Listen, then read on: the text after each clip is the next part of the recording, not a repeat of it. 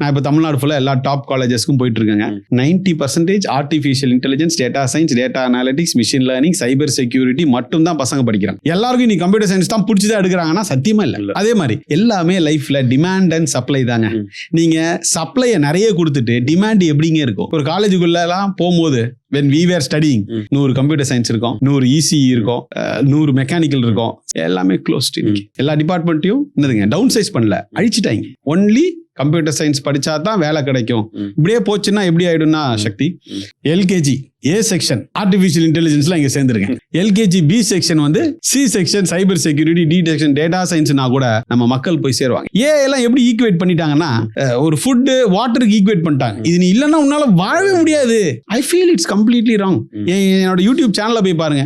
Management படிச்ச பையன் என்ன பண்ணிட்டு இருக்கான், பயோடெக்னாலஜி படிச்ச பொண்ணு என்ன பண்ணிட்டு இருக்கு, மெக்கட்ரானிக்ஸ் படிச்சவன் நீ எந்தெந்த கம்பெனிஸ்ல சீஃப் இன்ஜினியரா இருக்காங்க. All these things we need to see. நாங்க எந்த கோர்ஸையும் இது சூப்பர் இது வர்ஸ்ட்னு சொல்லவே முடியாது.